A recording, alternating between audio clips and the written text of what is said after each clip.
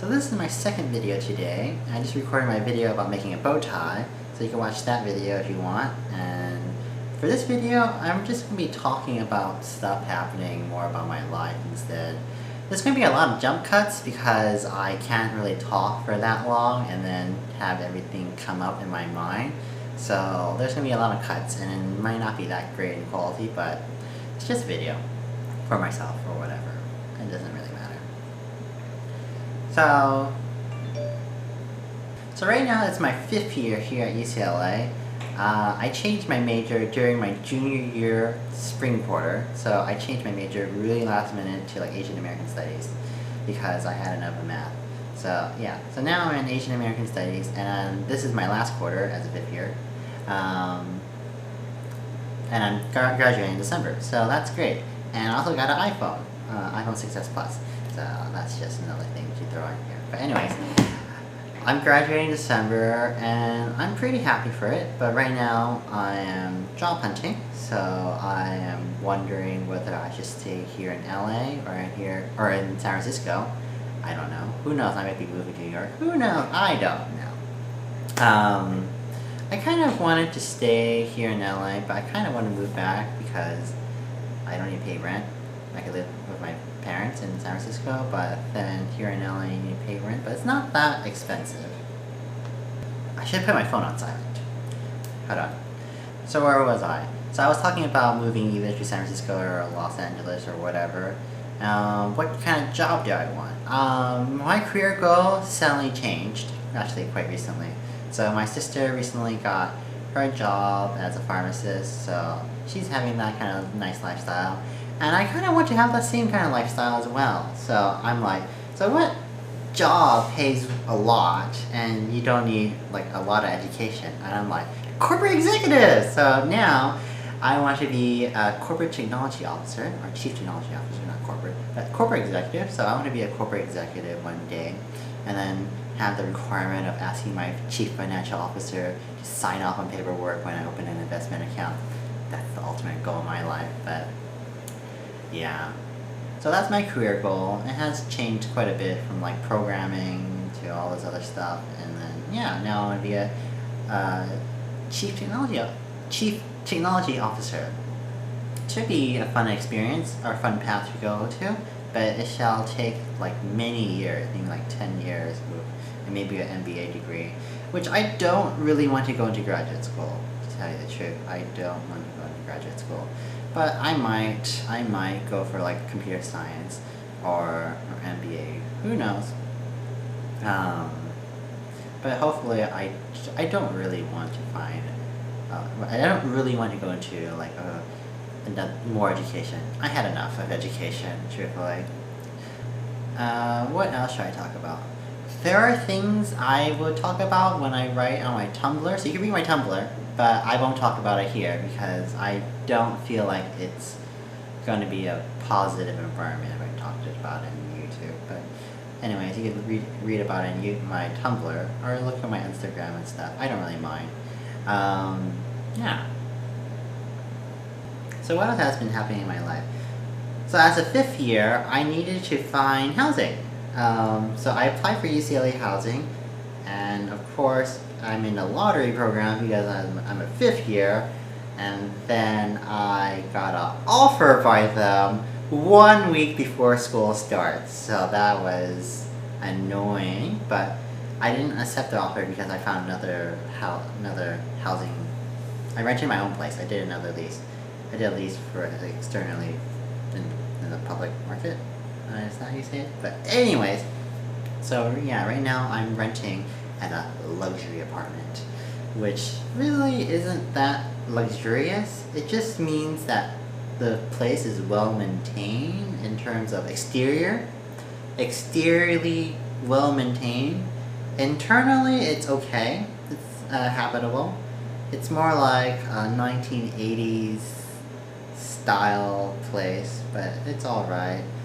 So let me talk to you about my internet service provider in my apartment, which is one reason why I'm here in my office.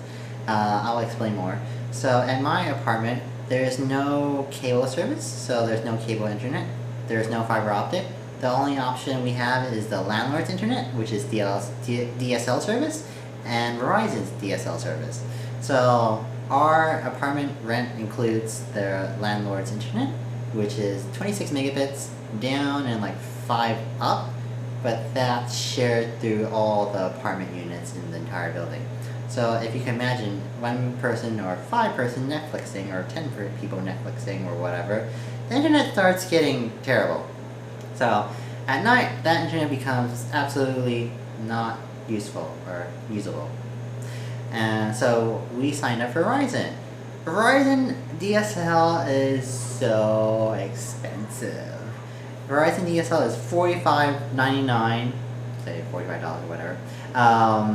We're forced to sign up for phone service, which we don't use. And then our internet speeds is 7 megabits down and 0.8 megabits up. So it's really slow, and then it also dies around nighttime, even though we're probably one of the few people who signs up for Verizon DSL in our apartment building.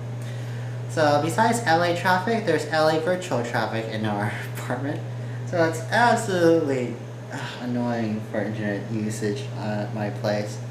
Well, there is my phone. I can use my phone to go online, so I have Sprint. Sprint is okay. In my apartment, it goes between LTE and 3G, so the signal isn't really that great either, but I have unlimited data, so I use my phone often. I can't do Wi-Fi tethering or Wi-Fi hotspot because I don't have that in my plan. So, yeah. Buying this phone. Let me talk about buying this phone now because I just want to talk about buying this phone. I actually went to Target website and then did the pre-order on the September 12th or whatever that day was, and did it at midnight and pre-ordered on Target's website. But then on the release day of this iPhone 6s Plus, they didn't actually have the iPhone available at Target, which was kind of disappointing.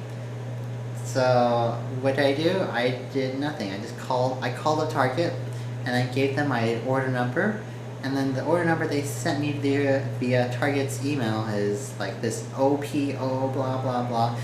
They can't ever find this order number, so calling Target was absolutely useless. And then they forced us to buy this $25 gift card, and they forced us to buy this $25 gift card for like the pre-order, and I don't really want it anymore because they didn't have the phone for like 2 weeks. I waited for them for 2 weeks and they didn't have the phone. So I just gave up on them and asked them to cancel my order, and of course canceling the order is a pain because they can't even find it. So what did I do? I did Twitter. I went to Twitter and asked Target for help. So that actually solved my issue, asking for help on Twitter. And then what else happened? I went to Sprint's website and just bought the phone, and then delivered it a few days later, which was amazing. So bought it from Sprint. What else is happening? A lot of stuff I don't really want to talk about on YouTube. A lot of stuff I don't really want to talk about YouTube, but you can read it about it on my Tumblr. And and also remember, so in the summer I have finally launched this website I've been programming for at work, called usecfunds.ucla.edu. It's a student group web page thing, so student groups will go to this website to apply for funding from the Undergraduate Student Government Association and to get funds. So I was working on this project for 1.5-ish years, so it's glad to actually see it launch. And then our launch was maybe 3 weeks ago or 4 weeks ago, and then we actually had like funding deadlines that happened about 2 weeks ago. That was very hectic because then I actually started to see bugs in my program. So yeah. So the bugs I had were student groups with special characters in their names, like question marks and all those other apostrophes and ampersands and stuff. So I was like, uh-oh. So whenever they try to submit an application, the system will fail to submit the application. So there were like 28 of them that would fail. out of 1,000 something, so it wasn't terrible in terms of the launch success, but I fixed that like the following week later. So I believe USAC funding is very successful in terms of its launch, and I'm really happy about how it turned out. And then the Daily Bruin actually wrote an article about it, but it wasn't actually correct. And also the Daily Bruin wrote an article about the USAC funding website, but kind of indirectly. They were talking about, what's it called, the Common App, which we haven't actually done yet.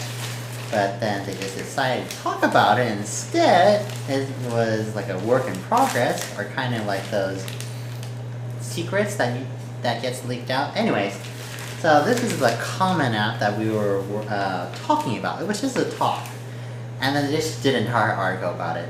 So it was kind of annoying to talk to press. And then the annoying thing is they interviewed us, which we were happy to do that. So they interviewed us about it.